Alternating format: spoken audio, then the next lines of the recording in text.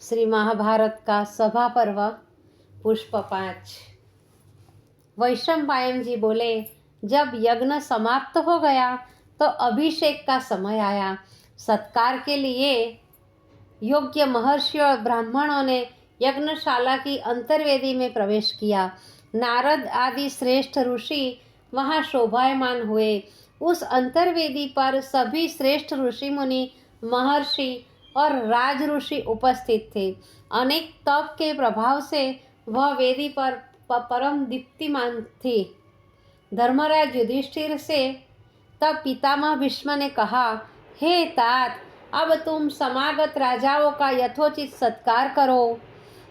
तुम सबकी अलग अलग पूजा करो और इनमें जो सर्वश्रेष्ठ है उसकी पूजा सर्वप्रथम होनी चाहिए। भीष्म पितामह के वचनों को सुनकर युधिष्ठिर ने हाथ जोड़कर कहा, पितामह, आप कृपा करके मुझे उचित आदेश दें कि सर्वप्रथम किसका पूजन करना चाहिए। भीष्म ने प्रसन्न होकर कहा, हे तात, हमारा परम सौभाग्य है कि हमारी सभा में परब्रह्म भगवान श्री कृष्ण स्वयं उपस्थित है। उनसे श्रेष्ठ पुरुष इस सभा में अन्य नहीं है। वे अपने तेज, बल, पराक्रम और योग से उसी प्रकार देदीप्यमान है जिस प्रकार आकाश मंडल में सूर्य भगवान प्रकाशित होते हैं। उनके रहने पर दूसरा कोई भी इस अग्र पूजा का अधिकारी नहीं हो सकता है। भीष्म पितामह की आज्ञा प्राप्त होते ही सहदेव ने भगवान श्री कृष्ण को अर्घ्य दान किया। श्री कृष्ण ने शास्त्रोक्त विधि के अनुसार उसे स्वीकार किया। चारों ओर हर्ष मनाया जाने लगा। वैशंपायन जी ने कहा कि हे जन्मेजय, चेदीराज शिशुपाल भगवान श्री कृष्ण की पूजा देखकर चिढ़ गया। वह क्रोधावश में महात्मा भीष्म तथा युधिष्ठिर को तिरस्कृत करता हुआ भगवान श्री कृष्ण को फटकारने लगा। शिशुपाल कहने लगा, आश्चर्य है कि श्रेष्ठ मुनियों के समक्ष कृष्ण का पूजन हुआ। यह आमंत्रित महानुभावों का तिरस्कार है। भीष्म की मति भ्रष्ट हो गई है जो कि उन्होंने कृष्ण की पूजा की अनुमति दी। कृष्ण राजा नहीं है, इसके पिता वसुदेव अभी जीवित है। यह आयु में भी सभी से छोटा है। यदि पांडवों ने इसे अपना हितैषी जानकर इसका पूजन किया है तो यह द्रुपद से अधिक हितैषी नहीं है। यदि आचार्य मानकर पूजा गया है तो द्रोणाचार्य के होते इसका अधिकारी भी नहीं है। यदि ऋषित्व मानकर पूजन करना था तो भीष्म श्रेष्ठ है, उनकी मृत्यु होगी। हे युधिष्ठिर, बड़े शोक की बात है कि तुमने बिना विचारे उत्तम पुरुषों के रहते इस कृष्ण की अग्र पूजा की है। कृष्ण न तो राजा है, न ऋषित्व है, न आचार्य ही है। हम तुम्हें धर्मात्मा समझकर सम्राट मानने को तैयार हुए थे, परंतु तुमने हम सबका अपमान कर दिया। इतना कहकर शिशुपाल ने कृष्ण की ओर देखकर कहा, रे कृष्ण, मैं जानता हूँ कि बेचारे पांडव डरपोक और तपस्वी हैं। उन्होंने यदि अपनी अज्ञानतावश तुम्हें सर्वश्रेष्ठ जान तुम्हारी अग्र पूजा करनी चाहिए तो तुम्हें उसे स्वीकार नहीं करना था, क्योंकि वास्तव में तुम उसके अधिकारी नहीं हो। तुमने मूर्खतावश पूजा को स्वीकार करके उस कुत्ते के समान आचरण किया है जो लूक छिप पर हविष्य चाटकर अपने को धन्य मानता है। तुम भी इस पूजा को स्वीकार करके घमंड से फूल रहे हो, परंतु हम तुम्हारी तनिक भी परवाह नहीं करते। तुम सर्वथा अयोग्य हो और अग्र पूजा स्वीकार करके तुमने अति निंदनीय कार्य किया है। इस प्रकार कृष्ण को अपमानपूर्ण शब्द बकता झकता शिशुपाल अनर्गल प्रलाप करने लगा। धर्मराज युधिष्ठिर ने उसे मृदु शब्दों से समझाने की चेष्टा की।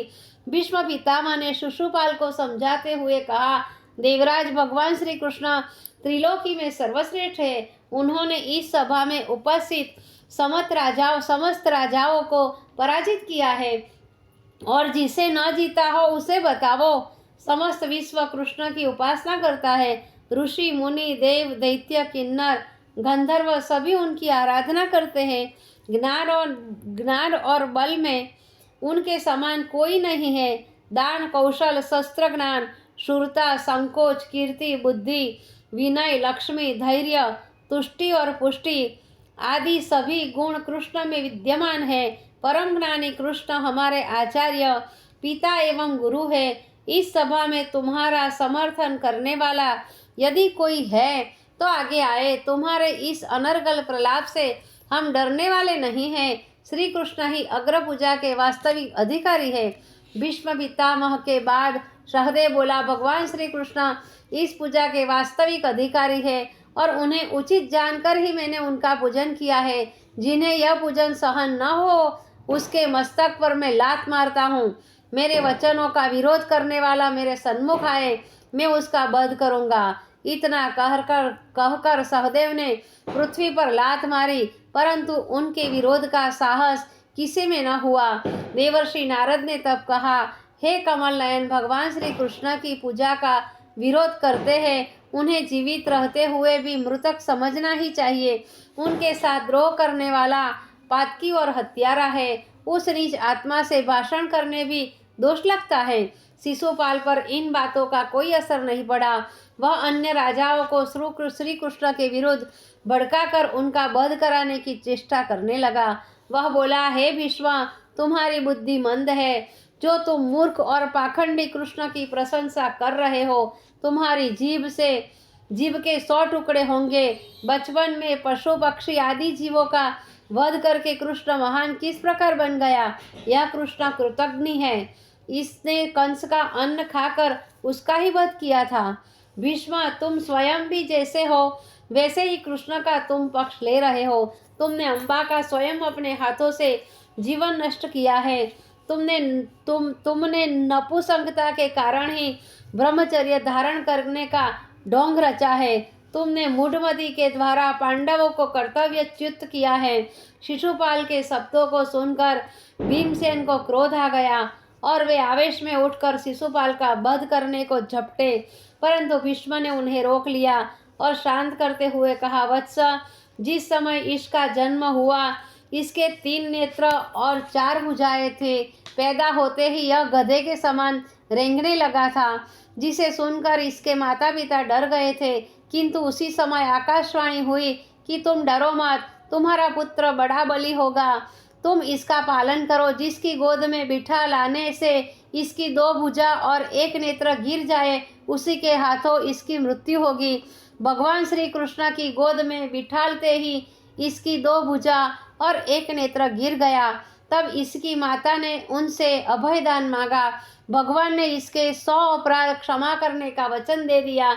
इसीलिए 100 अपराध तक की इसकी आयु है। अब इसकी मृत्यु निकट आ चुकी है। कुछ क्षण शेष है, तुम इस समय शांत हो जाओ।